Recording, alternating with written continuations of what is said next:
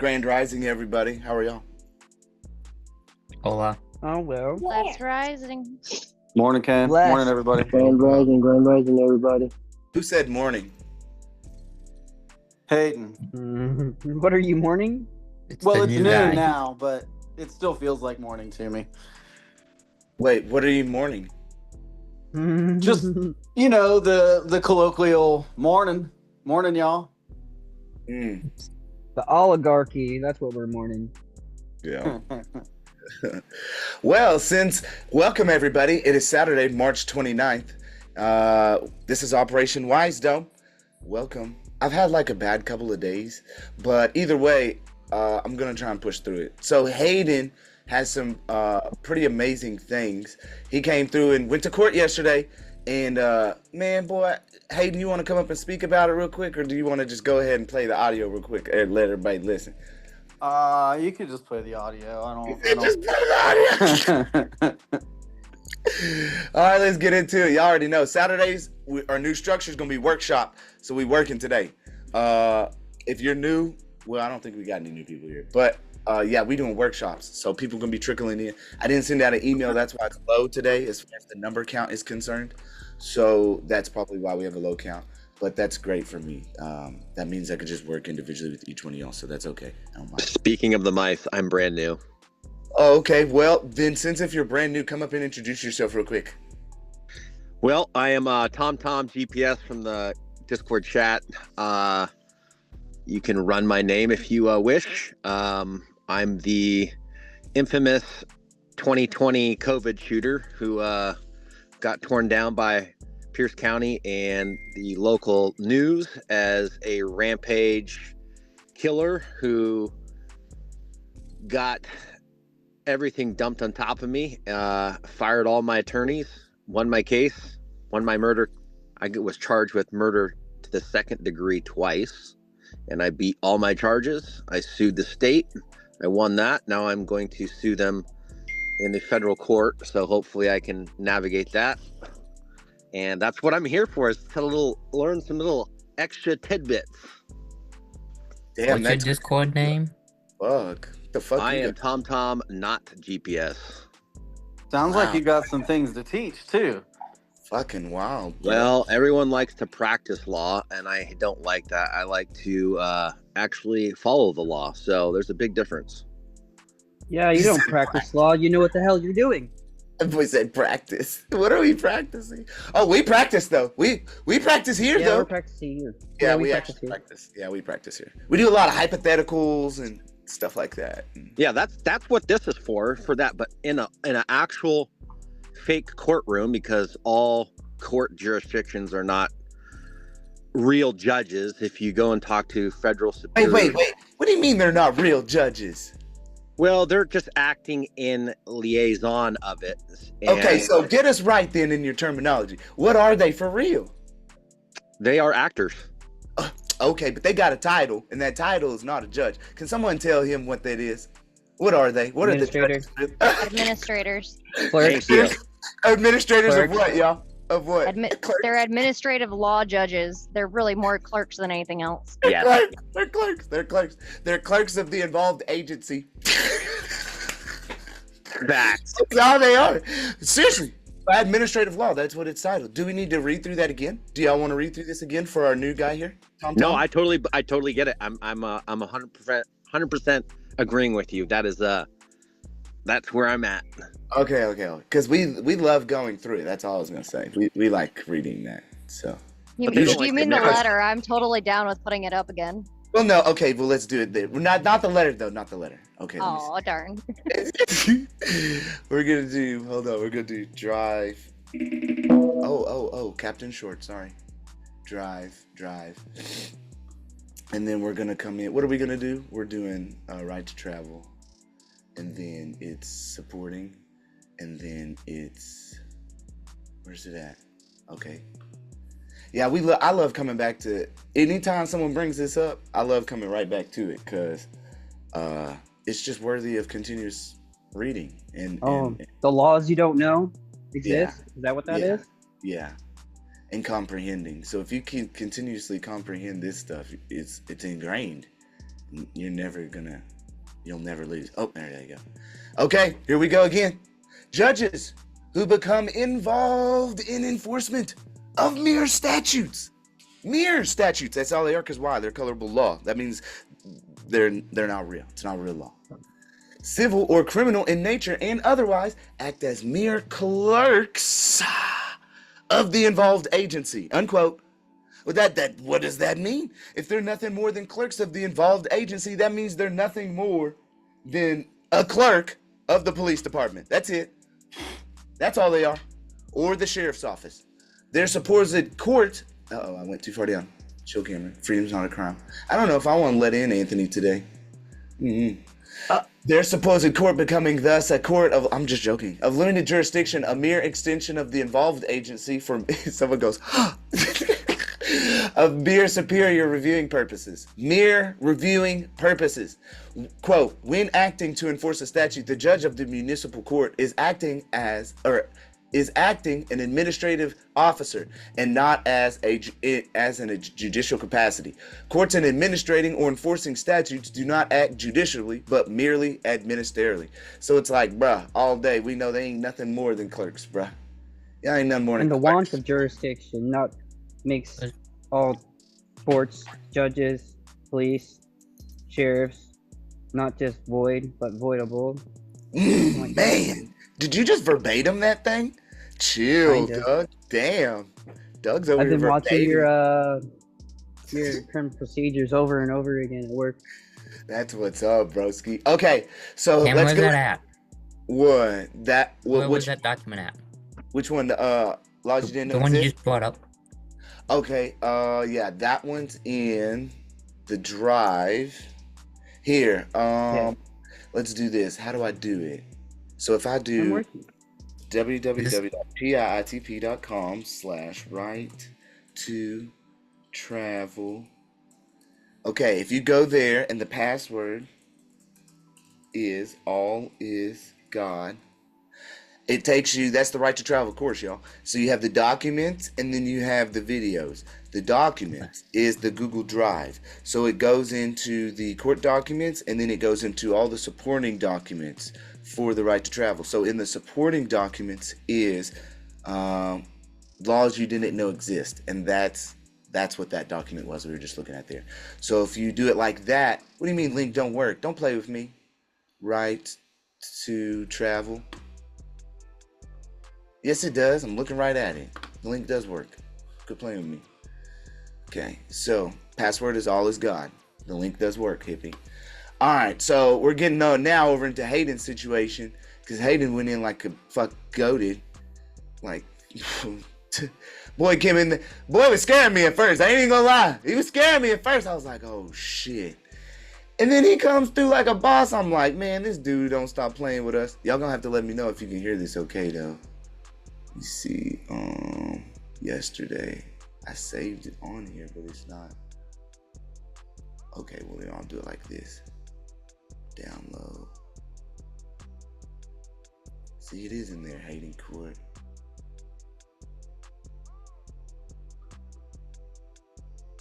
Boom, open with QuickTime. Mr. Gardner? Hello, good morning. Can y'all hear this? So, did everyone get my order from? Yeah. Yes. Did you get that, Mr. Gardner? Yes, ma'am. Okay. I don't know So, if I can't see it. it's a procedural issue, and I am going to have it set for an evidentiary hearing. And so I think, have you guys started coordinating that with Lana? I have not received anything from Lana as far as dates go.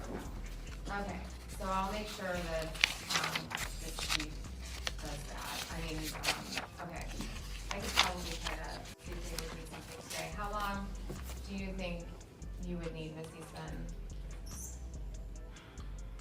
And then I'm gonna ask you the same question.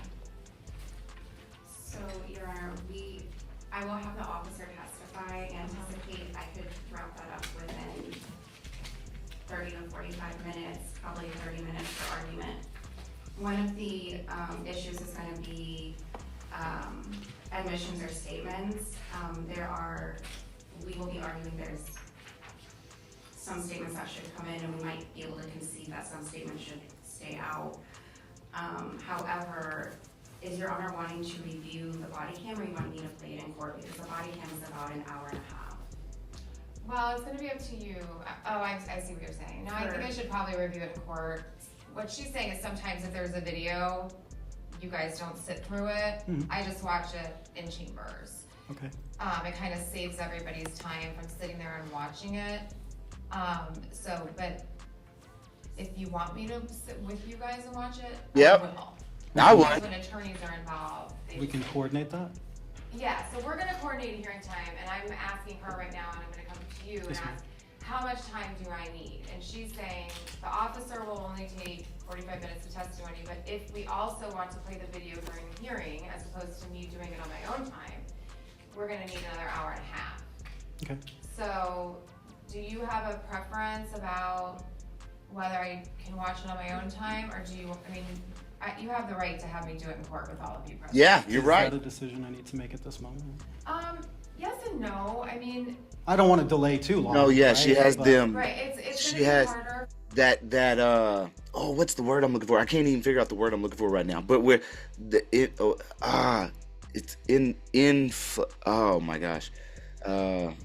Oh my God, I can't figure out the word I'm trying to say right now. But her voice is like, and it's like, oh. For me to find inflection. time for 2.5 Yeah, hours, yeah. basically, Thank you. which is God, I was tripping. kind of adding to my head, because you're gonna need time than it is for like an hour to an hour and a half.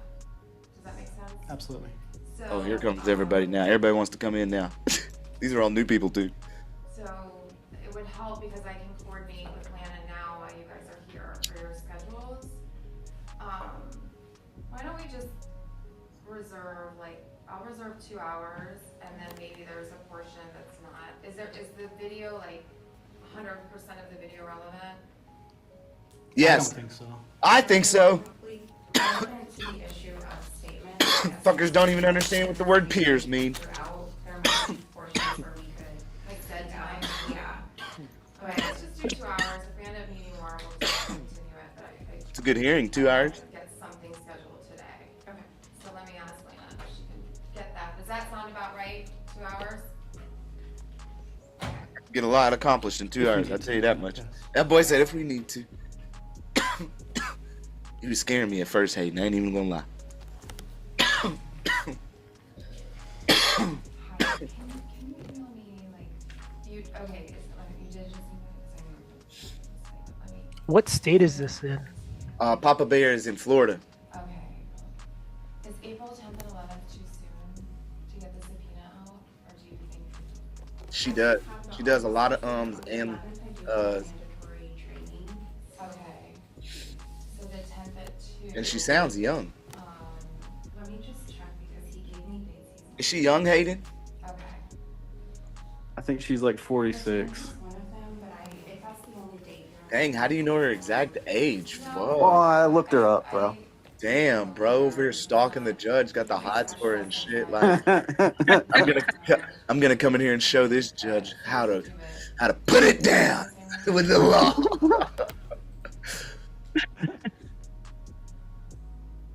Show her who's boss. Yeah, that's fine. We could do the 25th at 2. And then that gives time The for way everyone to speed this to. up, I don't know why. And then I would just move docket sounding to that day, so you wouldn't be coming back the 23rd and the 25th. We would just have docket sounding, and then we could do the motion at 2. But would that work for you guys? It's a Friday. Yes. What day is that? Friday, the 25th? Okay. All right, so, do you want to do a quick notice? No. Just hand it to them today. Okay. All right, so 2 hours, 25th at 2. Okay. So that's one issue, and you understand the motion to dismiss was denied. Yes, ma'am. I'd actually prefer to move to reinstate that. So it is in a form being reinstated because we're having an evidentiary hearing, but violations of the 4th and 5th Amendment are treated as a motion to suppress. Understood. Okay, but if you want to raise something else, you can. Well, primarily, the reason I would like to reinstate the motion to dismiss is, under 3190D, the rule states that, I need ample time, that the denial should be specific as opposed to general, and that it should be sworn by a witness to the facts. None of those things happened. And again, with respect to the timeliness of the state's denial, your order to cancel gave me 2 days to prepare for today. So I've been all over the place. I've been really focusing on my dismissal arguments. And in the meantime, I was able to submit a reply, which I don't know that the state entertained or you had a chance to review either. I don't have anything. Oh wait, hold on. Something like. See, right here, I was shaky. I was like, oh my God, Hayden, oh no, Hayden. Oh, it must have been image like someone. It was the morning of Yeah, that I received the email from the court. Okay. Once this. Okay. So you're saying that the traverse is insufficient. And that it wasn't sworn to. Yes, ma'am. Okay. Not by anyone with firsthand knowledge of the facts. The facts, for real. It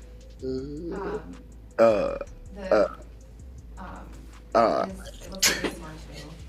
By whom? And it's appropriate for the state attorney to do that. So, it's what she expects to be presented at trial based upon her due diligence. So, her due diligence. if you want to argue something else, I'll be happy to hear it, but I am going to listen to your arguments when they're presented as a motion to suppress. I took your arguments and I treated them the way they should have been brought in the first place, which I give pro se people some leeway. So I'm saying what I think you meant to really do was this motion to suppress. So we need to give them time to subpoena. Okay. Well, it certainly looks that way, but there was no denial by the state of my admission that my Fourth and Fifth Amendment rights were violated. They don't need to do that. That's a legal argument, not factual. Oh, she's giving hints here, though. She said that's a legal argument, not factual. Let's hear it again. No denial by the state of my admission that my Fourth and Fifth Amendment rights were violated. They don't need to do that. That's a legal argument, not factual. Right, isn't that for the court to decide? They filed a traverse. Correct. It is my decision, and it will be my decision if your rights were violated after I hear the evidence presented during a hearing, which is a motion to suppress. The fact that you say it is your argument. Correct. It doesn't mean that they have to, you're entitled to your belief, okay? Well, and I'm going to make a decision Yes, ma'am. when I hear it in the form of a motion to dismiss, which is, it's a slight procedural difference, but I am going to get to the meat of it, just not today. That's fine. All right. You're telling me you're going to get to the meat of it then. Let's do it. It says in the rules. How you want to do it then, little mama? Procedure that those 46-year-old Judge asserted, Cougar. not denied, are to be admitted. I'll be guilty. There Do me was like no the cop sound. denial of the rights violations.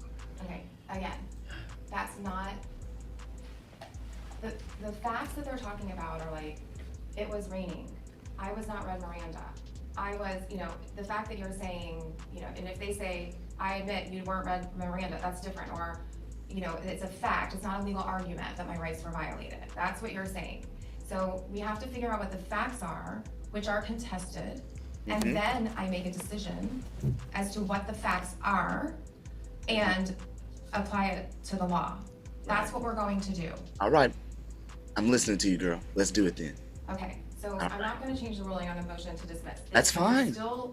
You still have the opportunity to present these arguments. It's just a different format. Okay, we'll do it later. First was sufficient to Okay, deny that's it. cool. All right. Okay, so did you also have a motion for a deposition? I saw that somewhere. Did you want to depose someone? Well, I had mentioned deposing the arresting officer to Ms. Eastman. You had been engaged with your judicial assistant at the time and overheard me. I have not made arrangements to speak with the officer as you suggested to do. I'd have been on his So I ass. have I'd have not been calling him submitted a every day. deposition. That was, kind of predicated upon what happens today with respect to my moving forward with talking to him. Okay. I guess maybe, are you in agreement to a deposition? No, the state is objecting to the deposition. All right, so. On what grounds? He said, on what grounds? Depositions and misdemeanor cases are limited, right? And one of the factors to consider is whether you've tried to talk to him. You're saying you haven't, so but I'm trying to short circuit it. If she would say, listen, just go ahead and grant it now, we'll deal with it later. He doesn't need to file a motion, then that's done, right? But she's not saying that, so you will need to file a motion. I would recommend that you try to talk to him first if you want to do that. Okay. Okay, so that's gonna be All right. something under the rules regarding misdemeanor depositions that you will need to take into consideration. Okay. Or that I would need to take into consideration. All right. Okay? If Sure. we could backtrack to the motion to dismiss. Oh. It's really important for me to get that on the record. You can say what, Um, I'll give you go ahead, say what you need to say. And just in the event that I do need to appeal. What's this about? What do you mean you need to get something on the record? So, like I said, I've been all over the place trying to prepare. This is not long, so I hope you'll give me the time. Take your time. You sit You've got a back. half hour. All right, so this would be my motion. I move to dismiss the charges due to fundamental constitutional violations and procedural defects that fatally taint this prosecution. The police misconduct, including the unlawful and provoked opening of my vehicle door and seizure of my person, violated my rights under the Fourth Amendment as applied to Florida via Article 1, Section 12 of the Florida Constitution and the Due Process Clause of the 14th Amendment. He literally just hit that bad boy. He literally just made verbally a notice and demand dismissal as the statute is unconstitutionally applied. He literally just put a whole motion in his fucking sentence. In Article 1, Section 9 of the Florida Constitution, Goated. the extended custodial interrogation without being Mirandized in violation of my Fifth Amendment rights. This is not a mere technicality, it strikes at the heart of justice. The law in Florida is clear. Government misconduct which violates a defendant's due process rights may result in the dismissal of charges. Your Honor, this motion is properly before you under Florida Rule of Criminal Procedure 3190. Florida courts recognize that a case may be dismissed pretrial for legal or technical defects, including due process violations, prosecutorial misconduct, or lack of a prima facie case. Here, the misconduct by law enforcement has created just such a legal defect. Proceeding to trial would offend fundamental canons of justice, and Florida law prohibits prosecutions brought about by methods that offend one's sense of justice. In this opening, I will concisely outline how the undisputed facts, even viewed in the state's favor, fail to establish a prima facie case and instead establish that my rights were violated. I will also highlight procedural errors that independently require dismissal. I respectfully ask the court to keep in mind that I must make a full record of these points, given my obligation to preserve all issues for appeal if necessary. With that, I will summarize my legal grounds. The outrageous government conduct due process violation. The police misconduct here was so egregious that it meets the standard for objective entrapment or outrageous conduct that violates due process. Florida's Due Process Clause, Article 1, Section 9, protects defendants from egregious law enforcement behavior. When the government's methods are incompatible with fundamental fairness, courts must dismiss the case to uphold constitutional rights. In State v. Glosson, for example, the Florida Supreme Court affirmed dismissal of charges due to law enforcement's misconduct, finding that a contingency paid informant scheme, quote unquote, deprived the defendants of due process. The court in Glosson expressly held that such due process issues are an objective question of law for the trial judge, not something to be left to a jury, and that outrageous conduct requires dismissal. Similarly, in Munoz v. State, the court observed that prosecutions must be barred when police tactics, quote, offend canons of decency and fairness, end quote. Here, the officer's conduct, opening my vehicle door unlawfully and without provocation in violation of my 4th and 14th Amendments and conducting an extended custodial interrogation without giving Miranda warnings in violation of my 5th Amendment rights, crosses that line. Even if the state were to dispute some details, the essence of the misconduct is documented and undisputed. For instance, via body cam footage and the state's own records. This court has the authority and duty to dismiss a prosecution that was obtained in violation of due process, as no court should condone or reward such constitutional violations. Lack of prima facie case, Rule 3190C4, independently, under Florida Rules of Criminal Procedure 390C4, a motion to dismiss lies because there, quote, are no material disputed facts and the undisputed facts do not establish a prima facie case of guilt. I have sworn to the material facts in my motion, and those facts, even taken as true, do not amount to the charged offense. Florida law holds that when the defense alleges undisputed facts that negate an essential element of the crime or establish a valid defense, the court can and should dismiss as a matter of law. Here, the misconduct by officers led to evidence that is unreliable or obtained illegally, meaning the state cannot establish guilt without the tainted evidence. Excluding the fruits of the illegal conduct, as the Constitution requires, the state has no remaining prima facie case. This is akin to a scenario where the undisputed facts fall short of the legal elements of the offense, a classic ground for dismissal. I have properly raised these issues now. The court's intervention at this stage is not only permitted, but required when a legal bar to prosecution is clearly established. Okay. The facts are in dispute. I'm gonna hear and make decisions about what the facts are during a motion to suppress. For real. He did spank that shit. That's how I'm gonna proceed. Fucking was like, boom, bop, boom, bop, boom, bop, bam. Yeah, that was fuck, man. That will be He came through strong, bro. What? Huh? I will see you back then. Okay, so we're gonna cancel there's no reason for you to come back on, for docket sounding unless you want to, but I can just move the docket sounding so we can do it at the same time. Does that sound all right? Can you repeat that for me, please? So we have a docket sounding on the 23rd. I just move that to the Right. 25th, so everyone just has to come back once on this case that week. Okay. All right. You did, okay. All right, so then, I'm gonna, Before we conclude the hearing, I would like to make the plea offer in open court. I won't be accepting any pleas.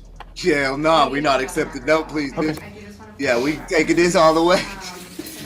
We We ain't accepting no plea at all. What are you talking about? Get out For of the here. DUI, the state was going to offer to amend the charge to reckless driving with alcohol as a significant factor, with an offer of a withholding adjudication, 12 months probation, court costs, $100 cost investigation to Northport PD, 10-day vehicle impound, DUI school victim impact channel, 50 community service hours, and a $500 fine. okay. All right, so that's the current offer, and, I will see you guys at the motion to suppress, So they took it from, what's crazy, they took it from, oh, we're just dropping it down to a reckless to now going ahead now and throwing offers? Okay. Planning on just calling is there one officer or more than one officer? All right. There was one officer. I think hearing some of the arguments, I might end up having to call both, Your Honor. We're calling. I believe it will still be within The 2 hours? the 2 hours. The only thing that would go longer is the viewing of the viewing of the body cam. Yeah. And I will review it and try to see. How what much, I'm statements are sorry, I made. didn't mean to interrupt you. Okay, and then, But I might other also- than yourself, did you have any other witnesses? No, okay, I'm just trying to make sure that I also everyone knows who's gonna be called. don't know if we need additional time for argument, though. We're gonna Okay. use that 2 hours, then we'll go from there. Okay. Did you have something else? So I won't be deposing the officer, correct? Why are you asking them, At Hayden? this point, the state's not in agreement, so Okay. I would have to have a motion, and I'm telling you, in order for me to grant it, I need to at least have had you try to Gotcha. communicate with him. Okay, and if a deposition is approved, how much time do I have with that officer? I mean, I would say, how much time do you think you would need? Normally. I have a lot of questions. Fuck yeah! Normally depositions. I love it. DUIs take less than 30 minutes. Okay. Would you needed an hour? How much time do you need?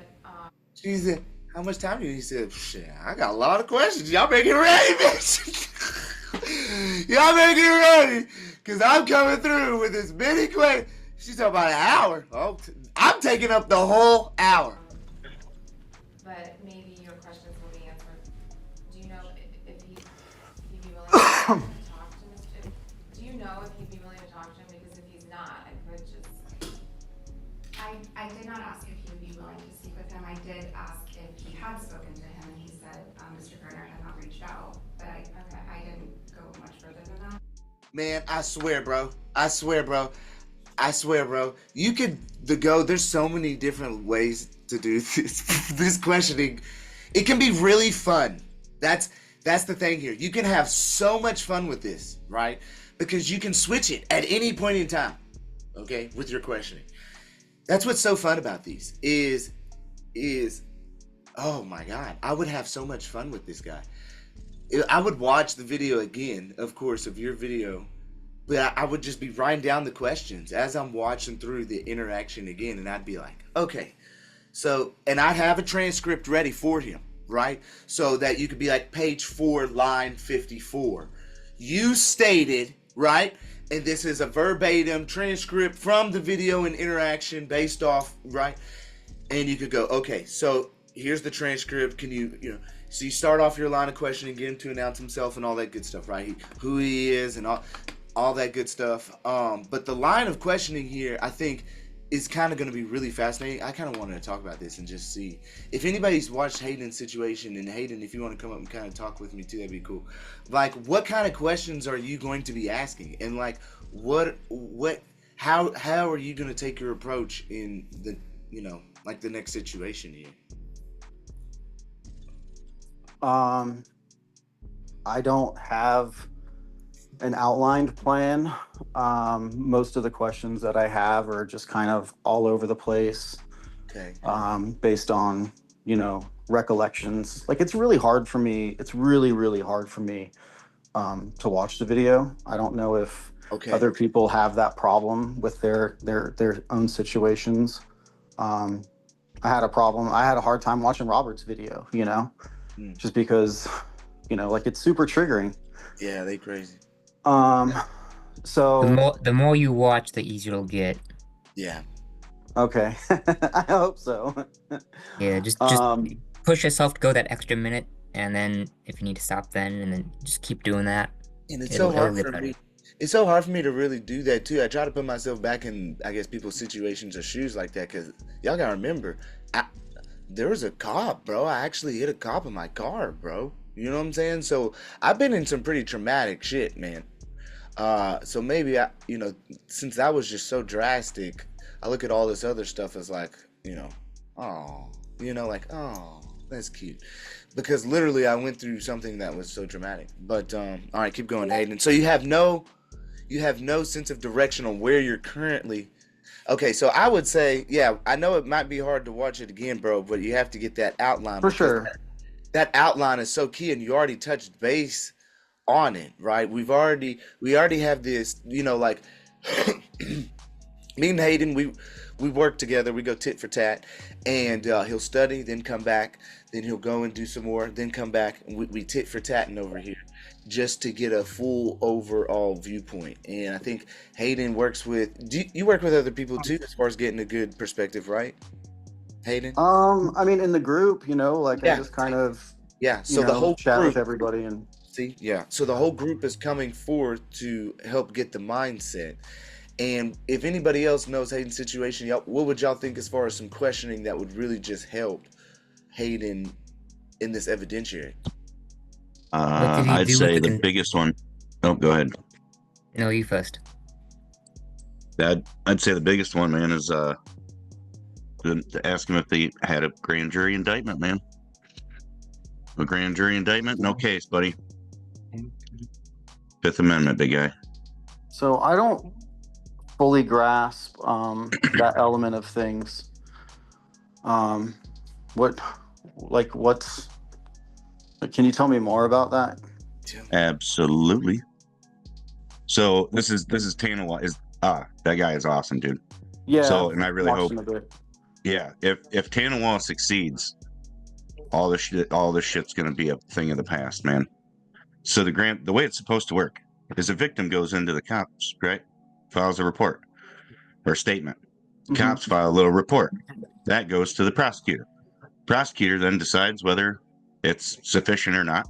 And if it is, then it convenes a grand jury. The grand jury reviews it. And if there's probable cause and such, then they issue a warrant for your arrest. Guessing that didn't happen in your case, did it? Doubtful. Precisely. No case. So it's the Fifth Amendment. No one shall be held to answer for any infamous crime without the absent indictment by a grand jury. So That's everything. Anything else is treason, regardless of what they say. So where does that fit in at my suppression hearing? Yeah, that's really, man. That's really your only argument. No, he's got the Eddie Craig open list container argument too. Right, but the open container. Oh, okay, but I'm just saying, there's nothing else to even talk about. Right after that, right? It's like game over. You're saying? Yeah, well, I guess you could, keep it in your back pocket for ace in the hole or whatever, But right. And the Carl Miller, the Carl Miller run is a no brainer too. So.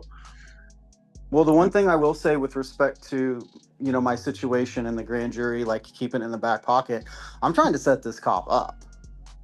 Right. Not just okay.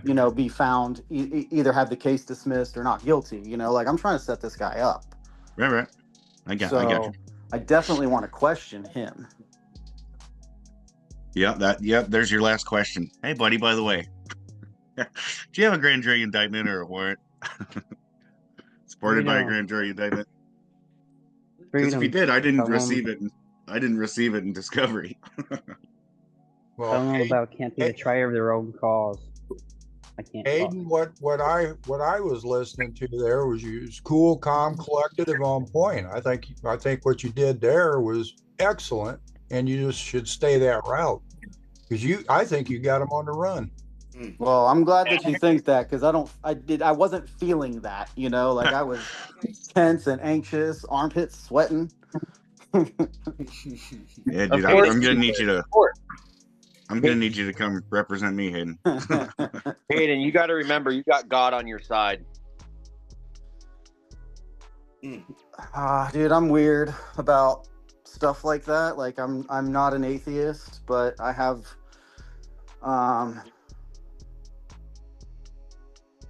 I have a hard time with belief in general. So like that's fine. You right. do know the higher superior being, whether you have a difficulty in putting your finger on that will come with time. But you at least recognize there is a larger power out there, correct? Okay, I'll give you that. Yes.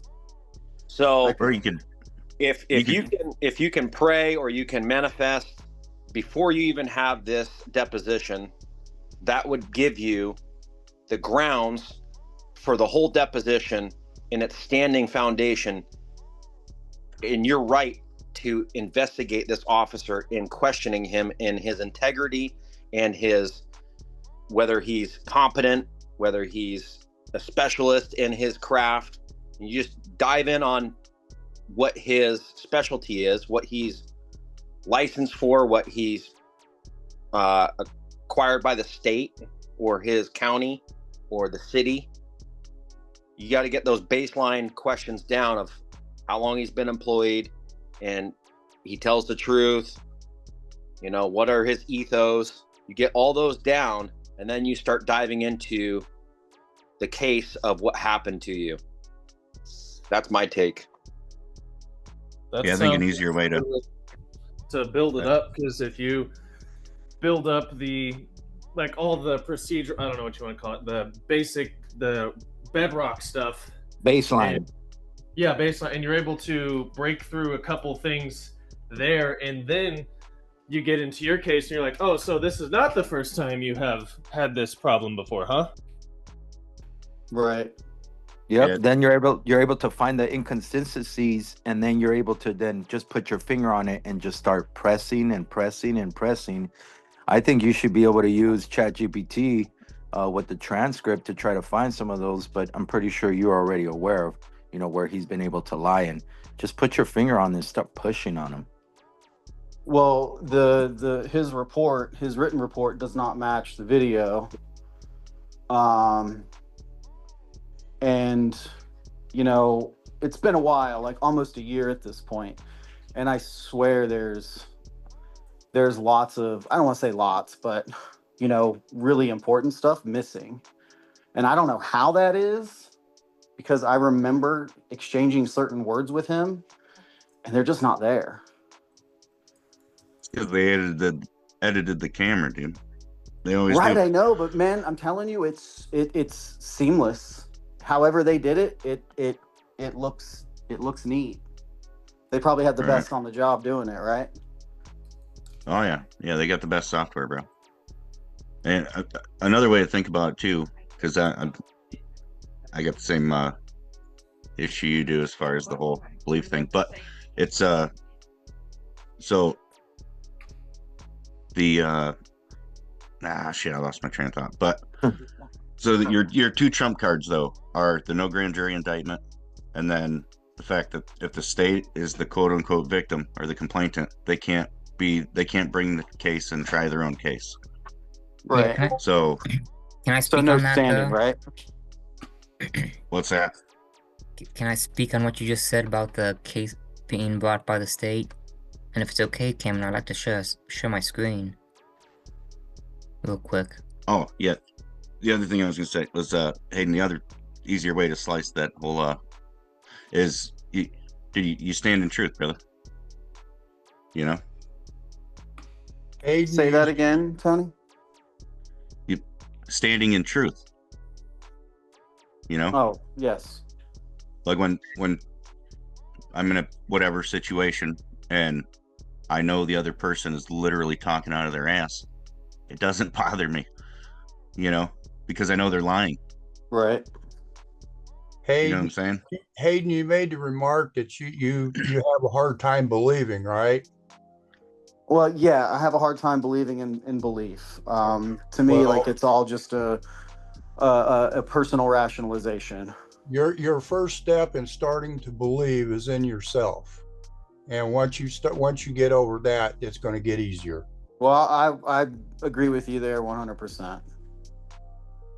But So but the belief in self comes with knowledge, experience, you know, like putting into you know, into this and getting out of it, right? Like having results. But you know, we all start somewhere.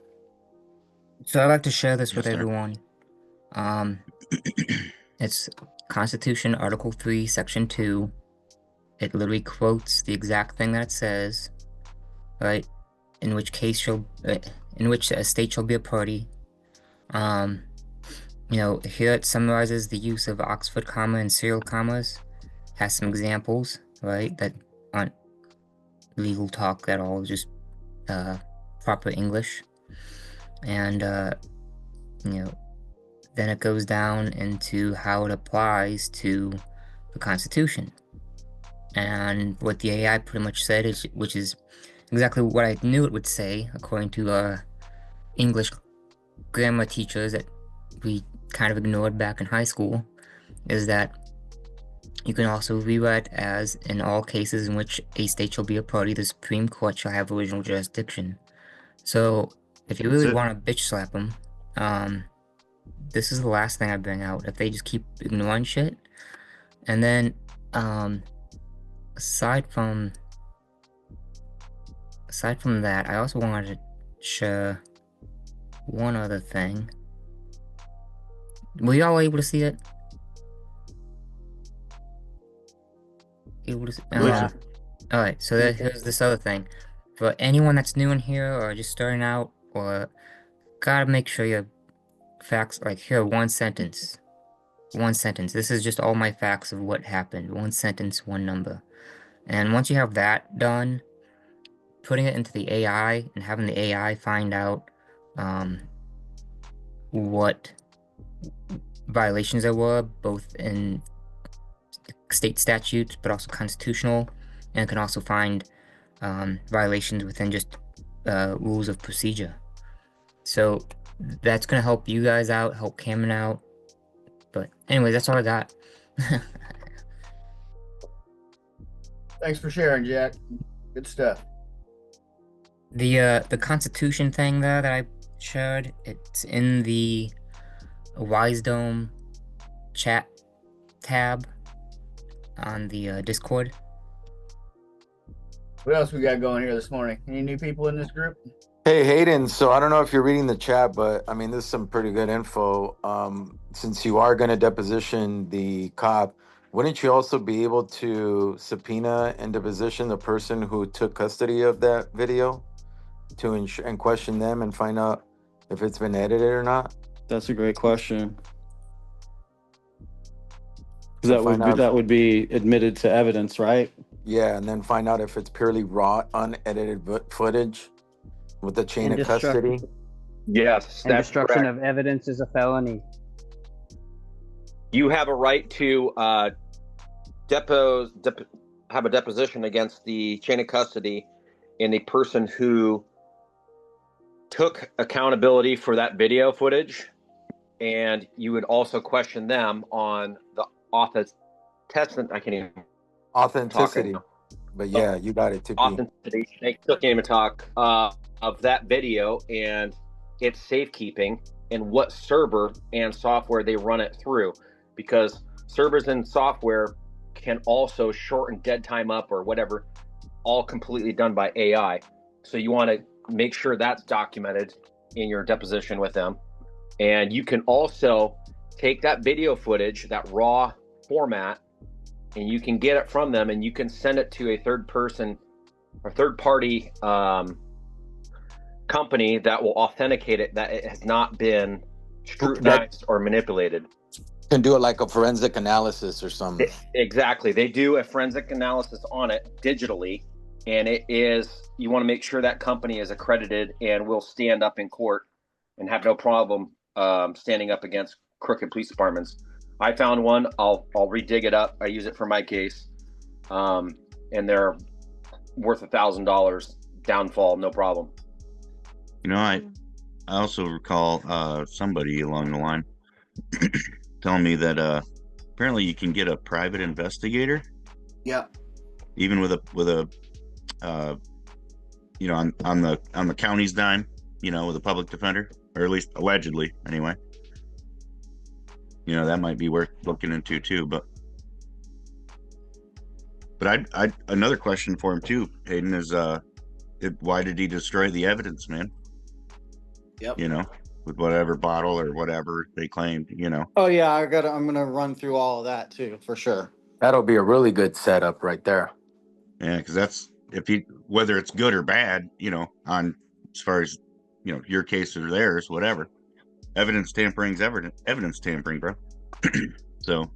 Yep, I believe there's another video out there where there's an attorney that's asking a cop the exact line of questioning in regards to that, and yeah, man, that you should be able to set them up. Good. And that's the Eddie Craig script. Go ahead, Jack. Oh, I said that's the Eddie Craig script. Yep. Open container script, which he has.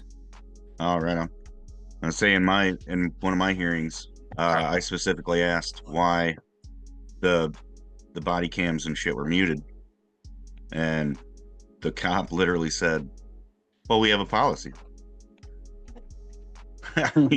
but before the trial, or not trial, but before the hearings, I'd gone to the prosecutor and asked them, like, "Hey, couldn't help but notice that these are edited," and the prosecutor's office tells me, "Oh, you know, the sheriff's department edited them," you know. So I go over to the sheriff's department because it's across the yard. So I go over there and ask them, "Oh, the prosecutors, they're the ones that edited them." So I go back over to no, it wasn't us. It was the sheriff's. So they did the ping pong with that. And then in court, she just said, "Oh, well, we have a policy. So, you know, we have policies to break the law, you know." So yeah, see what that policy says. Get a FOIA request or a discovery request to find out what the policy is, and then also find out what laws in your state for body cams. Usually they say, well, you know, if it's joined the investigation, it should be on, unless there's something involving a child or sexual or something like really gruesome. They might, like, if it's really gruesome, they might blur it out, but... Or unless we want to conspire. Yeah. We have a policy to mute the cams so we can conspire. So that's a good question to ask them and have that documented very well that you can bring it into court. You know, you go and question the prosecutor and saying, hey, why is this video edited? Oh, well, the sheriff did it. Perfect. All right, I'm going to take this audio and video and I'm going to present it to court. And then you go over to the sheriff and they say, oh, that's our policy. Okay, let me pull up your policy and I want you to figure out where that outlines, whether it's tactics or whether it's covering HIPAA. What ground are they standing on when they needed to mute that? And you can have a third-party investigation done to see if that mute, because they can hear the unmuted side, to verify that is HIPAA or whether it was a tactics, they call it police tactics, where they're needing to mute it so you don't have the upper leg on them. That's my input. It's all right, Hayden. Called, illegal policies, practices, and procedures. Okay. Hey, Hayden. Yo. Hey, in the chat right now, see if that link works. It should be your case management portal. And this is going to hopefully be of some help. I haven't reviewed it yet, but we can always tweak and get some new things just based off of some requests. As if y'all don't know, I went ahead and we now have Manus Pro. So that costs $200. And it's not unlimited. They just give you credits though. So we'll see how long these credits last. But yeah, we've already got it to where we get to do stuff like this. And so that's what kind of, I think, makes us the most advanced technological pro se group in at least the nation, that's for sure. Because I don't know anybody else that's doing anything like this. And I mean, this is brand new. I think there's still people that haven't even got approved for Manus yet. Am I correct? Is there people here that's tried to get approved for Manus and still hasn't yet? Nope. Yeah, this shit's a game changer. What is that? Have y'all? I've been hearing from the group that people have been trying to get approved for Manus and have not been able to yet. First hearing of it. I got right in. I don't know. Went off your link. Okay, someone in the chat was mentioning that they are not getting access to Manus, that they signed up and they still haven't gotten access. But either way, so does that link work, Hayden? In the chat? Well, it came up, but when I select view PDF for, like, say, reply to the traverse, it just takes me back to the top of the page. Okay, let me see. The link provides this website. Would you, if you'd like, permanently you can use HTML file I provided and upload it to any. Oh, okay. So then what if I do this then? Oh, where's the chat? Oh, shit. Chat. We'll see if this isn't going to work. I don't know why it's saying I can just put in this HTML and it will work. I don't believe that's going to work. I don't know why it's saying to do that. Okay. Maybe it'll work. Y'all want to try that in the chat, see if that works? I don't think it'll work. What did you say, Cam? Well, does the index HTML work? No, that's not going to do anything. See, that's why. It gives me the option to either cancel or download due to potential security issue. Yeah, you don't want to do anything with that. Yeah, I get the same thing though when you click on it's like the PDF link is broken. It's just all incorporated in each of the sections. It's like just one link. There's no view PDF. Yeah, the view PDF link is not working. Yeah, view PDF links are not working. Okay, so then I come back in. Make it public link, not temporary, and I don't see no login screen on this link either, so maybe you got to be able to log in order to do that. No, it's not supposed to be like that. Okay.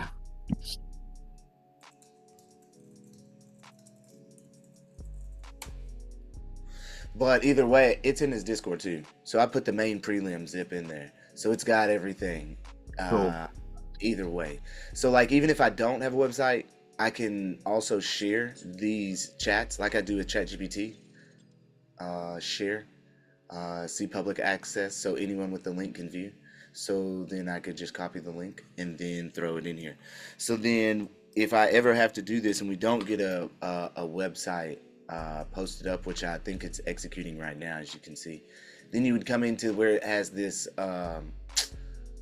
view all the files in the task, and you can come in here and see what it's created, because you know what you've uploaded to it. And then you're saying, okay, well, you have the motion to suppress text, the evidentiary hearing strategy, cross-examination questioning, and then you can just develop more from here. So after going through here, you say, okay, well, within the cross-examination question, and you break down more of what you're trying to actually achieve and allow it to do that for you, instead of having to just sit there for hours and do it yourself, right? So maybe even possibly pulling the transcript, like for instance, if I find where your video is again, Hayden, and I pull it back over to CapCut, get that transcribed, and then put it over into Manus and say, hey, look, this is the situation, transcript of the situation. Because I haven't uploaded your whole situation. I just honestly uploaded the last couple things that you've been doing in the court case itself. So it doesn't even understand like what you've necessarily been charged with, I don't believe. The deeper aspects are not there. So it's right now creating that. Who else do we have as this is doing that? Because that's pretty cool in that regard. But let me see real quick also. Let's just see what it says on the comprehensive evidentiary hearing strategy. So the evidentiary hearing strategy represents a critical juncture, of course, the key legal foundations, creating endowed rights, Fourth Amendment, Fifth Amendment, mens rea, actus rea deficiencies, principle of lenity, evidentiary hearing objections, primary objections, secure a comprehensive suppression order, excluding all evidence derived from the unconstitutional stop and interrogation. Now, why, Hayden, real quick, would this be why would it be a clear violation as far as them not being able to move forward? Excluding all the evidence derived. Well, I mean, what did we learn about on the roads? Well, so I was going to say there's two things, right? And if they're not willing to concede to one, I think they'll have to concede to the other. In that the stop was unlawful in the first place. And how was it unlawful? Well, I guess we could go down to two routes with that. One, I was not driving in a commercial standard or commercial capacity. Otherwise, the citation, well, not even the citation, because he didn't cite me for his alleged reason for pulling me over. But it would have to satisfy that I was doing the thing that he said that I was doing, crossing lanes, whatever, and bringing harm in the process. Okay, so let me ask you this then. Why was the stop illegal though?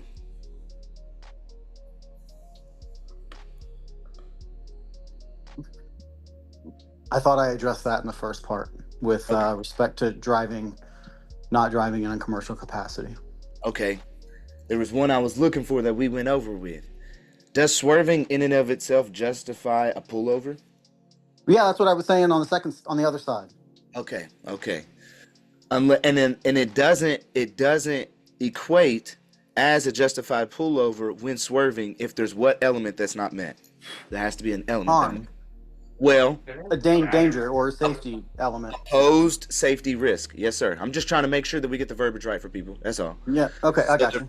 There must be opposed safety risk at the time of the swerving. If there's nobody else in the presence of Hayden when he swerves, there is nothing that could be justified as wrong. That's already been determined. Me and Hayden went through this, right? This was in relation to his reply to the actual demur and traverse in and of itself, because it was lacking completely. It lacks so many fucking elements. Yep. I can't believe that it actually got passed. I would have stood up and been like, no, Your Honor, there's no aspect here where we can move forward and how you could grant such a failure in relation to my motion to dismiss and the memorandum in and of itself.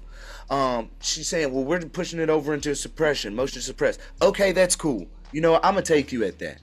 I'm gonna allow you to move forward with this in hopes that you're gonna do the right things on our next hearing, since we're taking so much time.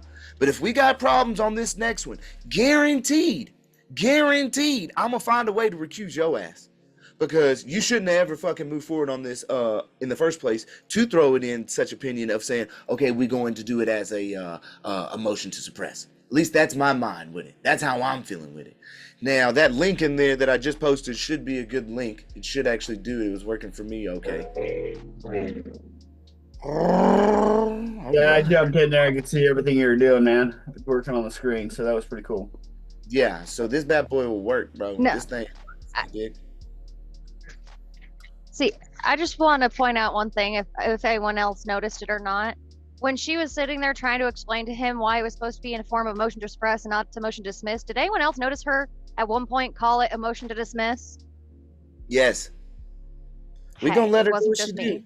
Yeah, he preserving stuff on the record. It's all good. Yep. Let it. Yeah, we cool. Y'all want to keep playing like this? All right. Take this all the way trial. This next hearing gonna be good because the question's gonna be right. and man, bro, I don't even. Let me see. I think it's got questions in here. Where's it at? We got cross-examination questions for the officer. Prelim. Please state your name. How long you employed? See, I ain't even gave it the situation. It don't even know the situation.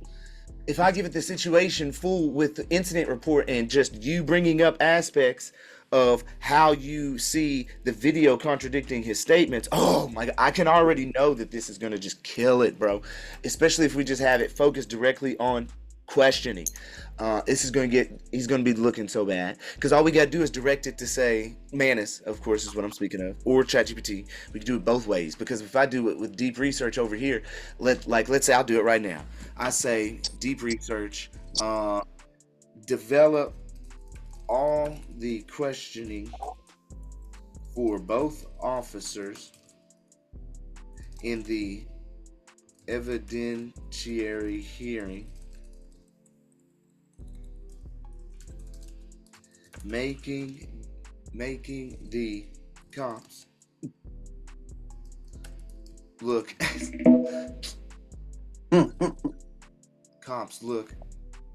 as foolish as possible in ignorant a intellectual way and manner in the most advanced legalese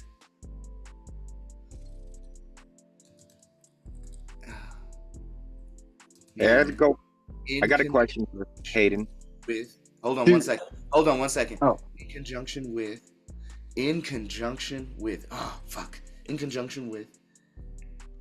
our most recent developments in reply to the state's traverse and demur with the same highly advanced line of thought and questioning. Deep research. All right, so Hayden, get ready. About to ask. Let's see what she's gonna ask me back. Oh, it just says to tailor the questioning effectively for both officers at the evidentiary hearing. Could you please share the full incident reports or deposition transcripts if available, or confirm the names and the specific roles? Okay, let's see. Review the entire thread for all the information within. Okay, go ahead with your question, whoever said that. Hey, Hayden, you guys were talking about the weaving back and forth. Was it within the lines? As long as you didn't hit the lines, if you were weaving back and forth within the lane, there's legal precedence for that is not a reason to pull somebody over. So the officer wrote that I was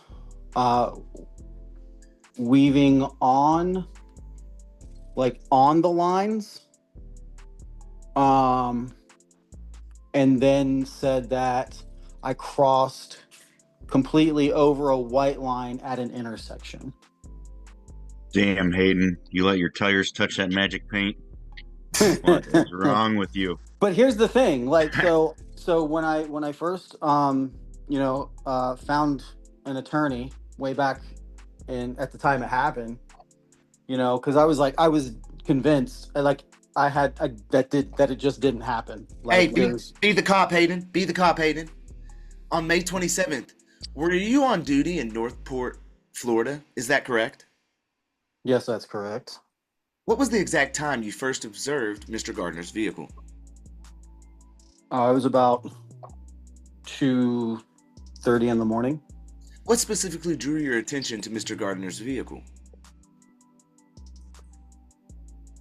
I was doing a routine patrol when I came behind a red pickup, and I noticed that he was in the left lane driving on the left line. Okay. And I just want to know it. So you claim you observed swerving. Could you please define what you mean by swerving? well, it's when a car goes side to side in a And how lane. many times did you observe this vehicle swerve? Several times. Okay. What was the approximate distance of each alleged swerve from the center or line or lane marker? I wouldn't be able to remember that. Okay, so you're telling me today that you can't remember, you don't recall? That's correct. Okay, perfect, thank you. And then for how long did you follow Mr. Gardner's vehicle before initiating the stop? It would have been approximately 2.5 miles. 2.5 miles. So what was the specific statute or ordinance that prohibits swerving as you've described it?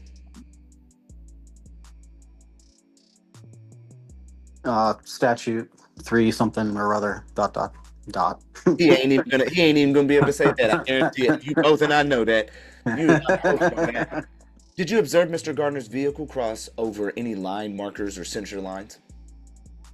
Yes, as I indicated on my police report. Okay, was there any other traffic on the road that was endangered by Mr. Gardner's driving? The traffic was light. Okay, excuse me, that was not the question. Was Not there that I any not that I other... recall. No. Okay, thank you. Did you activate your dashboard camera during this encounter?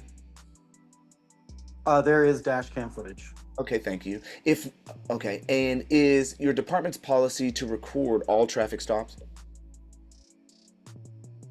Yes. Okay. I don't know. I wouldn't know how to answer that. Okay, so you don't know so your testimony is you don't know the policies of your police department? Okay. It's okay.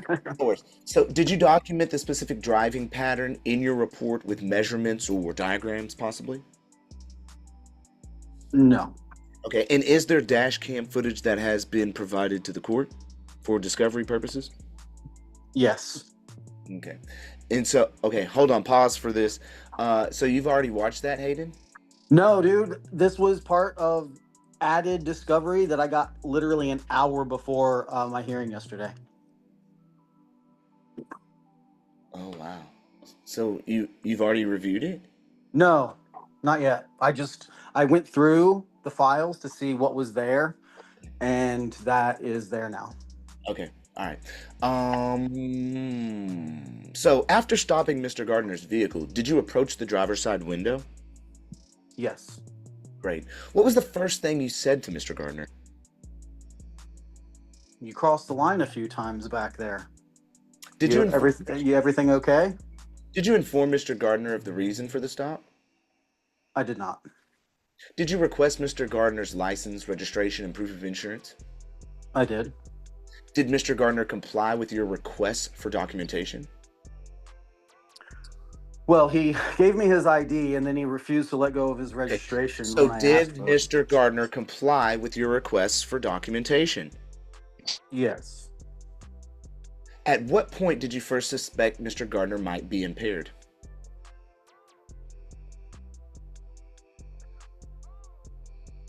When he couldn't answer simple questions.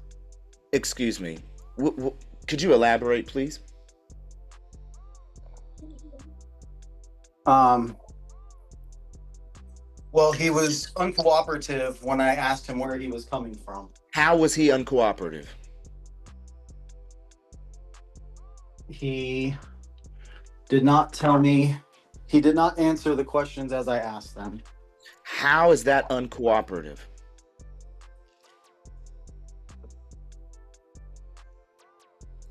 See what I'm saying? You got to keep going with these motherfuckers. Right. Get them to start talking.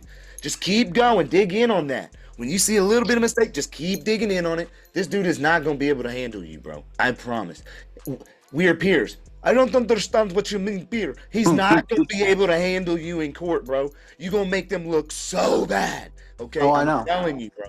Okay, so you stated you detected a strong odor of alcohol. Well, let's ask this again. So, at what point did you first suspect Mr. Gardner might be impaired? Because not answering questions like you want them would not be an indication of impairment. Can we agree? Yes. Okay, so again, at what point did you suspect Mr. Gardner might be impaired? When I opened his car door and I smelled alcohol. So it was at the point of you illegal. So Exactly. what gave? Excuse me, you gotta ask this right. It'll get objected. What was your reasoning behind opening Mr. Gardner's door? He refused to give me his registration. Excuse me. You just stated that Mr. Gardner presented his information to you. Correct? Yes. So, what reasoning is there for you to open up Mr. Gardner's door? For what reason? He was making me feel unsafe.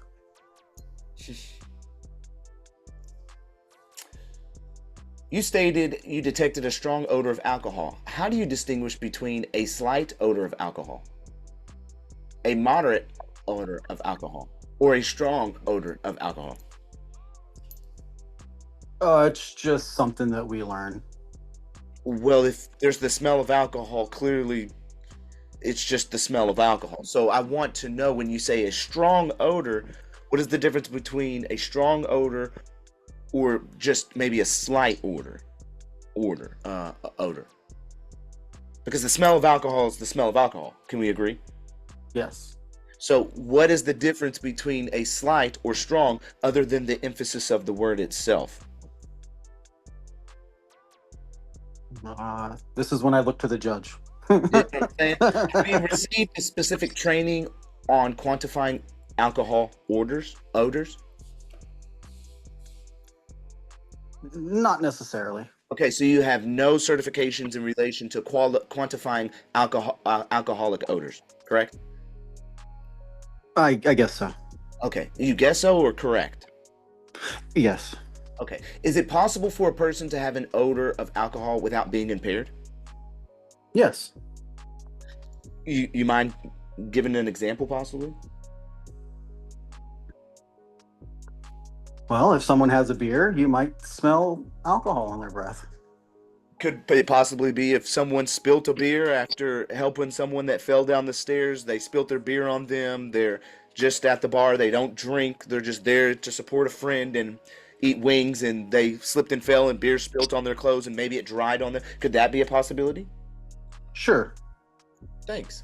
Is it possible for a person to have consumed alcohol earlier in the day, be completely sober at the time of driving, yet still have an odor of alcohol? I suppose so. Did you ask Mr. Gardner if he had been drinking? Oh, you know what? That's a good question. Because he did, but it's not on the tape. And what was his response?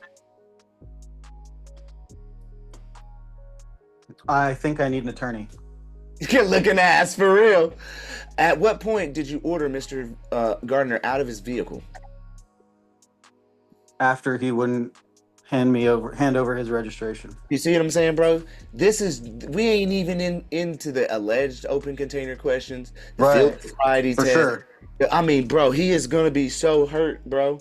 Like, you're gonna be like fooling this dude. Like, dude gonna be looking like so stupid, bro. Like the dumbest, bro.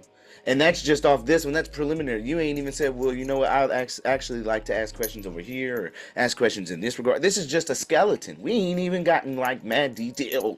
Right. Oh, it's the greatest. I got. Oh yeah, it's gonna be fun. On the door opening part where you said, I did it because of safety concerns. Mm-hmm. So does he feel safer breaking into somebody's property illegally?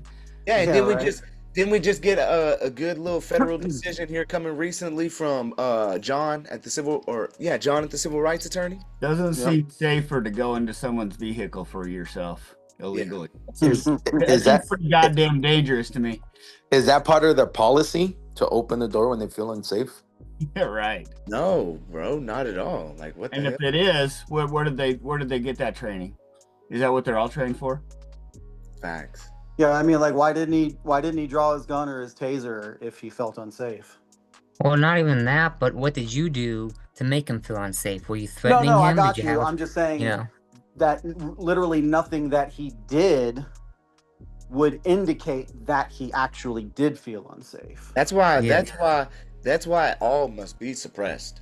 When you really line it up perfectly to the judge, it has to all be suppressed. The swerving in and of itself cannot indicate a traffic stop unless there is any posed risk around. If the officer was not present, no one would be hurt. Thereby, there is no justification. So again, the cop is like a ghost. Okay, he should be like a ghost. Okay, in everything, very neutral. If there's no posed risk to anybody else, he should not indicate or go and seek after trying to then cause harm to him. Because again, what Hayden is doing is not causing harm. It's very simple to see. The cop's not going out there to it shouldn't be going out there to make a problem. It should only be there to solve a possible problem if it could occur. If there's no posed safety risk, mind your fucking business, like the first penny says. Okay? That's how it boils down. So when it comes down to it, we have case law that clearly backs up that swerving cannot justify a legal traffic stop without there being a posed risk or safety a posed safety risk, excuse me. So with that being said, that's number one thing on suppression from everything else. The other aspect is you opening up my car door when I'm presenting my information and pulling me out, as though you just have all legal justification to do such. And then at that point, putting me in handcuffs and then not even reading me my Miranda to let me know that everything that I could say can be used against me. So like, it's over with. The point, from the very beginning to the aspect of them opening the door, it's all fruit of the poisonous tree. It's null. It's not voidable. It's void on its face, like Doug said earlier. It cannot stand. So, and the higher courts are going to say that. You know, I'm looking at it on the higher court side. I'm not looking at it at the lower court side. If the lower court side don't want to listen to you, fuck them. We taking it up to somebody that actually got someone that is going to listen to me and can speak about the real shebang. Because all y'all going to sit here and talk about is some statutory rules and policies and codes as though they fucking apply. That shit don't apply to me, bruh. I got a question. The Miranda rights, when exactly are they supposed to say that? Is that the moment they say you're under arrest, or is that after they handcuff you? When they put your ass in handcuffs, bro. The fuck you talking about? No. As soon as you're prevented from being able to leave. Okay, that's being put in handcuffs. No, just as soon as the stop happens. Custodial stop. As soon as they stop you and you are not right, but you're gonna have to go. So you don't have to be in handcuffs. I see what you're saying. I see it. Yeah. But they're not gonna want to honor that. They're far more willing to honor being put in handcuffs. Okay, I don't believe that that the Miranda is really a legal deal. It's not necessary under the law. Wait a second. It's customs and usage. If you look it up, it never was a law, and they can't. It really isn't. They use it and they go with it, but that's not really I don't think that's the main issue. Hey, Zeke. However, let me just before you answer that, let me just bring up two points. I was gonna let you talk. I'm just gonna say Grand Rising, bro. I haven't heard you all morning. That's all I wanted to say. Go ahead. Okay. Well, I'm babysitting, so I can only listen. Okay. The one is, have you been drinking? Okay. That did he say? Have you been drinking alcohol? Have you been drinking Coca-Cola? Right. Okay. And the second point, as I heard it when he was discussing it, he said that he crossed the white line in an intersection. Exactly. I've never There's no seen lines in an intersection. Yeah. So that's just another factual point that I bring up. Yep. That's in the bank for a long time now. Yeah. So that questions could be raised about that. Yep. Well, like I said, well, up until there yesterday, are intersection lines on that guard a crosswalk depicted area for pedestrians to cross in, so that could be a solid. You could even go to the extent of, can you draw me a diagram and show me what line I would have crossed? And you're probably very well versed in building diagrams for traffic TCs, they call them, traffic collision reports. And if he doesn't want to do that, you can have one pre-printed out and like, hey, this is kind of a Google's eye of Google Earth. Can you show me the line that I crossed? If he doesn't want to put pen to paper, because that's more evidence that he would be stepping on. And another thing in the questioning of your pre-lineup of in the very beginning, you can ask another telltale. This would be great if there's a jury. Was there any property destructed when you crossed said barrier when you were driving or traveling, whatever you're going to transpose? Right. And that gives more insight like, oh shit, this guy didn't damage anything. Why the fuck is he getting fucked with? Yep. Straight up. Any other comments? What's up? What y'all got? Don't get quiet now. Zeke, you wanted to get into Miranda, or did you explain that already? Because I don't know that I fully. Well, Miranda didn't come about until 1966 when a lawyer came up with just the theory. And there's a couple aspects. One is we don't rely on them to tell us our rights. We already know. Okay, and what he's required to do is he's required to do whatever his police department tells him what to do. There's no law, constitution, or anything that requires him to do something for us, to tell us anything. Now you're getting into evidence, that you're already into the evidence and the trial, and you got to realize that most important thing really is the motion to dismiss, because this court doesn't even have the authority to hear a trial. Remember, they're clerks. We got to remember this. So the minute we go past our motion to dismiss, then we're voluntarily entering into this game, and 90% of the time we're going to lose it, or because if you can't play the game very good, you're gonna lose. We got better ways to play it now because we got a top lawyer with us, this Manis, and so it gives us more information about all the facts and how to do a trial. And trial lawyers and attorneys are really great actors and showmen, and so it's all about persuasion of the jury, which. And again, on the other aspect is a jury hears the facts. Yep. Remember, the judge told us pretty good. There's a distinction between the facts and the law, and how the facts apply to the law. So we go back to the beginning of the facts of how we got into this court, saying why we're talking to this court, not this cop, this court. So. That's my comment on that.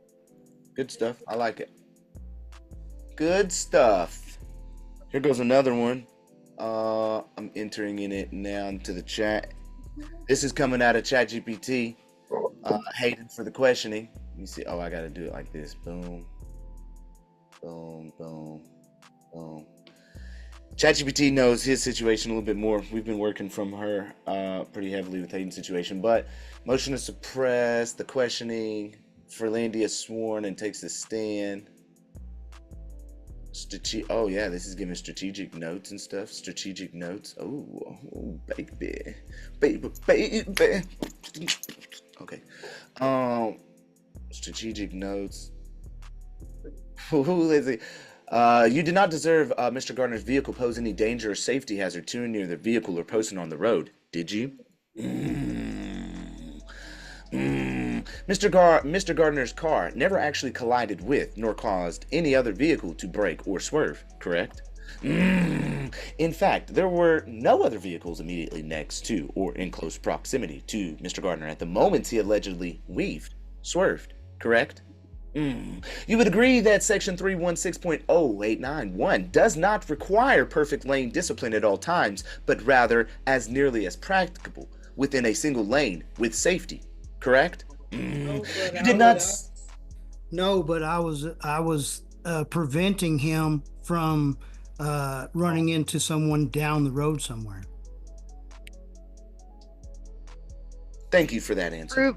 Prove that he was there then. Prove that other person existed. Exactly. I'm just saying that I was preventing him from another person. I mean, I don't know how long it's going to be before he meets someone. Wouldn't I just ask to strike that from the record because I didn't ask that. Well, you like, wouldn't just answer my questions. Yeah, answer my questions. You could just literally be like, "That's not what I asked." Exactly. Yeah. And ask the question. But you asked me if I saw him come close or or almost hit someone. No, but I was preventing him from possibly committing that crime. Again, so you did not observe. That's when, again, you just come back and ask that one question again. So you did not observe. So there were, again, like I just previously asked, at the time of you viewing Mr. Gardner's vehicle, there were no other vehicles immediately next to or in close proximity to Mr. Gardner at the moments he allegedly weaved, correct? That's I admit that. Okay, but then you leave it there. You leave it there. There's no point to argue anything else. That's it. Leave it there. Okay, so you did not see Mr. Gardner cross completely out of his lane into another lane or off the roadway, did you? In your report and testimony, you described the driving and weaving within the lane, or a similar phrase, correct? Despite using that observation as the reason to stop, you did not issue a traffic citation to Mr. Gardner for failure to maintain lane, did you? Like, you said you observed it, but then you didn't even write a ticket for it? Interesting. Okay, so... Well, I have officer discretion. Right, great. Sounds good. In fact, at no point that night did you charge Mr. Gardner with any traffic infraction, aside from the DUI-related charges, correct? Prior to initiating the stop, you did not have any specific information that Mr. Gardner was intoxicated, correct? So when you pulled him over, you were conducting a routine traffic stop for a purported minor violation, not a DUI arrest at that moment, correct? So let's talk about what happened after you stopped Mr. Gardner. Once he was pulled over, you approached and began speaking with him. Before any sobriety test or arrest, you noticed certain things, correct? For example, you claim you noticed an odor of alcohol or an open container in the vehicle. Or, I don't know about that one. But you noted in your report that upon approaching the vehicle, you detected... No, he didn't. Or maybe he did. He did. He said, upon engaging defendant, I noticed a strong odor of alcohol and saw an open container in the middle console. Yeah, that's not true. That's not true. Yeah, his timeline is off. Yep. He's trying to make it seem right. He's already lying. You claim to have observed an open container in the vehicle, right? Specifically some kind of open bottle or can of an alcoholic drink. Have the officer... Okay, strategic note. He did say bottle in the video, which is interesting. But then, of course, when they found it, it's a can, so he wrote can. Okay. So finding an open container of alcohol in a vehicle is actually a separate offense under Florida law, isn't it? There's a statute prohibiting an open alcoholic beverage in vehicles. The officer should acknowledge this. It's Florida Statute 316.1936 prohibits open containers. This underscores that an open container was evidence of an offense in its own right. We will use this argument argue that destroying it was destruction of evidence. Jeez. Bing, bow, boom, bop, boom, bop, bam. Yeah, you did not cite Mr. Gardner for an open container violation either, did you? Yeah, I agree. I got that. Ooh. So what did you do with an open container you found? You confiscated it, correct? Ooh, this is what Jack's talking about, right, Jack? Yeah, exactly. Right here, Jack. Ain't this it? Yeah. Okay. After you took possession of the open container, you poured out its contents and discarded it at the scene. Did you or did you not? You would agree What that if it was already empty? Was it empty, Hayden? Yeah, it was empty. Fuck. You would agree that by But they did pour it. They did pour what was left in it out. You know, like that little trickle. All right, well, that's enough for me. Yeah.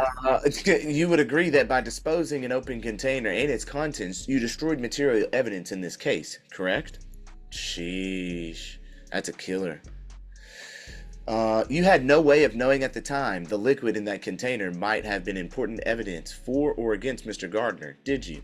For instance, it could have potentially been a non-alcoholic or weak in alcoholic content, but now no one can ever test it because it's gone, correct? Now, moving on to the field of sobriety exercises. After observing the open container and smelling alcohol, you asked Mr. Gardner to perform standard field sobriety tests, correct? You are trained in standardized field sobriety tests, such as walk and turn, one leg stand, HGN, right? And you attempted to administer some of these tests to Mr. Gardner that night? Mr. Gardner did not complete the field sobriety exercises, correct? In fact, he effectively refused. He did. He effectively. Oh, yes, it was effective, all right. Refused to perform them. Isn't that true? Okay. And when you requested to do these tests, did Mr. Gardner express any hesitation or ask any questions about them? For example, did he indicate why he was unwilling? Okay. And then you did not inform Mr. Gardner that the field sobriety tests were voluntary, did you? Nor did you inform him of any consequences for refusing them? Okay. Other than the odor of the open container, you had no further observations of impairment because Mr. Gardner did not perform any sobriety exercises for you to observe, correct? I mean, it just goes on and on and on. So I'm gonna throw this one in the description. And I need to give you the website link for the Manus. Yeah, those are good questionings. Yeah, there's a lot in here so far, but we'll get more fine-tuned as well. Link address. Website for skeleton evidentiary. Dash boom. Now, if this officer does agree to speak with me before the evidentiary hearing, these are all the questions I should ask him at that point, right? Nah, this nigga ain't gonna answer all those questions like that. No, he won't. I know. Yeah.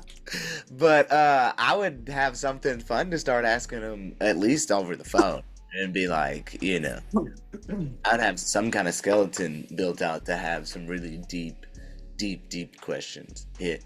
You know, the biggest and the hardest ones that you can think of. And those would be the aspects of the swerving and, you know, does he know, you know, maybe ask some questions in relation to constitutional rights and get him on those deeper creed or endowed aspects, sacred liberties, to see if he knows those. Because if he doesn't, that's going to hit pretty hard. You know, So is this questioning going to be under oath or not? Why would you talk to the cop if it's not going to be under oath and that you can use it for your case? Well, that was my point with my docket sounding a month ago. You know, was that I wanted to ask the prosecuting attorney if she would be opposed to me conducting a deposition, and then that's when the judge intervened and said, you know, the rule is that depositions for misdemeanors aren't, I don't want to say allowed, but she's like, but you can interview him if you want to reach out. So yeah, but then you're showing and I your was like, hand. but I would rather have it under oath. Oh, that's what I'm saying. That preference. That's why I say you use a different line of questioning. Gotcha. And what you can do is, even if it's not under oath, and you say, oh, well, what point is it? The point is that you're getting to see how this person's going to react to you, bro. You know what I'm saying? You get to, you know, kind of come in and hit with some hard questions and kind of, if it's not under oath and it's not being recorded on his side, but on your side, why not just have fun with it, you know? Well, to me, that would be just tipping him off to what you're going to ask. I was going to say. Did you hear me when I said you would develop a different line of questioning? Yeah, I was going to say you want to hold back the best questions that are going to be the make him look the stupidest. Save But those you got to remember for that from the jury. I could play dumb with the interview, right? So that he has a certain expectation. So why do it? Why do it? Because, listen, Zeke, not everybody's got your experience, bro. Well, what I'm thinking, some kind of experience. Let him experience what he has in front of him to do. Why? What's wrong with Okay. that? No, he can do that, but to me, that happened that night at the stop. He talking to the cop. Okay, well, he We can don't have know. some fun. He can Yeah. have some fun by just asking some crazy, like me. I would utilize it for content or a learning experience for other Okay. people. So Okay. why can't Hayden do the same? Why can't he Oh, utilize that? I got an idea why. Okay, go ahead. Doesn't this give him a chance to enter evidence into the record that otherwise wouldn't have been there? Because No. of an unlawful warrant? That evidence is already prima facie. Okay. And the only thing really, it would seem, if you look at it from the general perspective, is that's really a place where Hayden can confess, and he can give the cop evidence and give them, because it's all hearsay, but it's all going to be. See, the cop is a witness, and why are you interviewing a witness? The prosecution is using the cop as a witness. So it's procedurally, why are you going to talk to the cop? I mean, I don't really understand, because really it's like, say the cop, so let's Mirandize again. You have the right to remain silent, Hayden, and now you want to go talk to the cop? Right. About what? And we have all this information. You have all that, you want to get it into evidence. His statement. Now that's what a deposition is. Now they say they don't allow it, but I think that the deposition, is like the final part of the discovery process. First, you do your interrogatories, then you do your admissions. You're asking them, and you can subpoena Dukas Takem. You can ask him for documents, and once you narrow the issues, then we have to see what it is we have to talk to him about or question him, and they're the ones putting the cop on the stand. And really nothing. There's no issue with the cop. I mean, in your case, there is, because you're saying that they doctored the video, but again, the facts are the facts. He stopped you, he came up, he said certain things, you said certain things, he destroyed evidence or didn't. These are all facts that should be established before the trial, because what is the issue of fact for trial? You did what you did, he did what he did, you swerved, you're going to get there. I mean, those are the facts that have to come out. Did he swerve is an issue of fact. Right. Okay, was he under the influence? Issue of fact. So those are issues of fact that really shouldn't ever arise if the motion to dismiss, because the motion to dismiss is the authority of the court to hear the jurisdiction. It's a jurisdictional issue that you're trying to raise, and she noticed that. And that's what she'll hear your motion to dismiss. So that's going to go to her jurisdiction, and that's going to go back to the complaint itself, what the complaint looks like, and if there's a cause of action, and if there's sufficient pleading to give the court jurisdiction. And again, so now what kind of court are we in? See, we all think that we're in a court of justice, but that this isn't a court of justice. It's a special proceeding where this judge is the clerk of the administrative agency. So they don't have any judicial authority, as Jack was pointing out, and because the original jurisdiction, if the state's coming at you, is in the Supreme Court. That's that argument that that other guy was talking about, that he's raising. Good old Tanawan Downing. Yep. There you go. The grand jury element. Having this little conversation brings a question to my mind. If you have an unofficial interview with the cop, would that give your opposition an opportunity later on to try and say that you tampered with the witness? Yeah, good question. Well, Can it be proven? Agreed to or whatever. I don't. The tampering with the witness is different than investigating.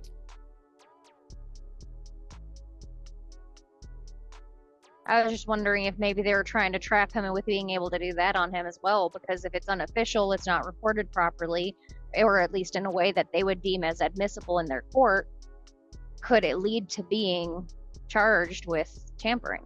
How do you declare someone a witness to be able to say that they can't be tampered with? Do we know that?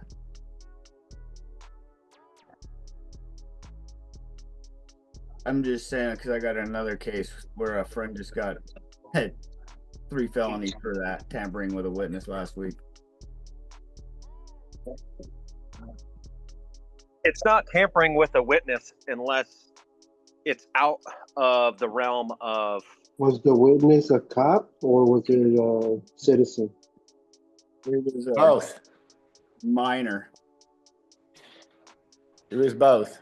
Well, and wouldn't tampering like seem to indicate that there was an involuntary element to it? Or trying to persuade him into saying something that wasn't true. Okay. I want you to take a shower. But they would have to be like entered in the record as somebody that maybe be a witness somehow. I missed that. It would have to be entered on the record as somebody either through the grand jury or somewhere throughout the investigation that this person was somehow involved in this case, right? Well, you can't. That again, it would be just that. Okay, that's a good point because that would be needed to be established at the trial, right? So we go to trial and they call this witness, and we want to know. That's why in discovery you want to ask what witnesses and evidence they're going to produce. And now, if because I've never seen them list the officer as a witness, even though they always bring them. So when the witness comes in, well, I haven't been notified of this witness. I need to know how he's involved, like you said. How is he involved? How's he involved? And what he saw, if he's going to say what he saw on the stand, well, we need him to put in some evidence that he can testify to. So that evidence is going to be his statement under oath. Okay, so we want his statement under oath. See, and that's kind of where you're going with this deposition, but you don't need the deposition. You just want his statement under oath because they usually write what they call a statement, but they take it to the police department and it's not under oath.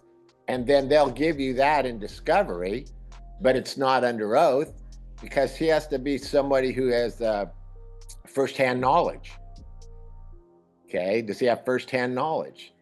And that, when he makes his statement under oath, now he can come in and testify to it because he hasn't said anything under oath yet. And they're going to put him on the stand. Why? We don't know. And then he's going to start testifying. But what's he testifying to? He's going to testify to what he saw, a year and a half ago. But why? How is that connected to this case? So he needs a statement to testify to. It's called evidence. What evidence does he have? The only evidence that he has is his testimony. So then he could testify at the time. Oh, here's my statement. At the time, I was a witness. I saw this. And so now I'm coming back to testify to my statement. Not to what happened that day, but to his statement of what happened that day. Because that's evidence. So that's what you want, the deposition. You don't necessarily need a deposition, but you need a sworn statement from the officer. Right. What if the officer didn't make a statement? Didn't write a statement? Well, then what can he testify to? Yeah, exactly. That's your motion in limine. Hey, Zeke, I got a scenario here. Okay. an officer makes a statement that he's seen you swerve, you make the statement that you didn't swerve, and there's no video, who would win? Well, you got it. Well, that's a good question, but I would say that you that the minute you say that you didn't swerve, I would say, oh, okay, now we got your statement, so now you got the burden of proof, so you prove you didn't swerve. The tie goes to Liberty. But yes, instead of denying it, just make a request that he prove it. If there's no video, then how do you prove it? Yes. Okay, and but wait a minute. And a court that I've been in a number of them. I even took a witness on one of my cases years ago. The witness got up there, gave his testimony that I wasn't the one speeding, but the judge said, quote unquote, "We believe the officer, so Correct. we'll find you guilty." Correct. So that's why. Remember, it's at this point we're talking about evidence, okay? And you're asking if you want to ask the officer a question, there's still no evidence, okay? So instead of making your statement, which is the evidence, that you were not speeding, you were not, and we know you can't prove a negative, so you may want to couch it as, I have not received any evidence that I was speeding. I have not received any evidence I was involved in commercial activity. I've not received any evidence that I was driving pursuant to the code. Okay, so once your statement is evidence that you haven't received evidence, so now where's the evidence? Well, I had a witness because, just real quick, I don't want to get off track. Well, let me ask you this. How do we know your witness is reliable? Well, I had a witness. It was against a cop. Well, there you go. So if your witness, a cop, is reliable because he is an officer, your witness isn't as reliable as an officer. The reliability of an officer is an assumption because he's an officer and reliable. That's right. That's the assumption. Now let's look at your witness. We don't assume your witness is reliable. So the stalemate goes to the reliable witness. Who is that? The officer. In the eyes of the court, the officer. The assumption, right? I know, but it's just an argument. It's just. I know. It's just a scenario of how unbiased but biased these courts are. No, well, you got to realize they're not biased. They're acting upon a presumption, but you can't. You didn't override that presumption with a reliable or more reliable witness. If you had two cops saying it, then there'd be a problem. But you haven't produced any reliable witnesses. You got to remember this issue is really shown in the complaint. See, because the complaint in itself has presumptions in it. This is why people don't understand. A complaint has presumptions because the complainant is presumed to be telling the truth. Presumed, because he may be lying. Okay. So Zeke, a while ago you said that to say that you haven't received this information. You haven't received any evidence. So are you saying that as the attorney in fact, or are you saying that as a witness? I'm saying that as an attorney in fact, as the defendant. Okay. So is the defendant testifying at that point? No, the defendant is entitled to be presented with evidence. Okay? and even before the trial, in discovery. Yes. Okay. I agree. So you ask for the evidence. Right. Defendant in error. In there, I was thinking that too. Well, I'll be that's okay. Yeah, you can claim that, but you Draymond. still, when you qualify yourself, Evidence every chance you get. Sorry. it may not be true. Evidence is discovered. You got that. This is the realization that discovery is really your case. That's how you win your case, by discovery, because you want to discover the evidence. Give me the evidence. What do you got? Evidence and witnesses. What do you got? Who do you got? Give it to me. And then if they don't give it to you, you have to go to the court and have them compel it, because that discovery is all done under penalty of perjury. Well, that's first things first, is you have to file for discovery. If you haven't, they are going to give you the discovery whenever they feel like it, just like an hour before that last appointment you had. Well, some, though, do be giving it right off the jump, though. I be seeing it where they're just like, here you go, boom, and you're just like, whoa. Yeah, because that's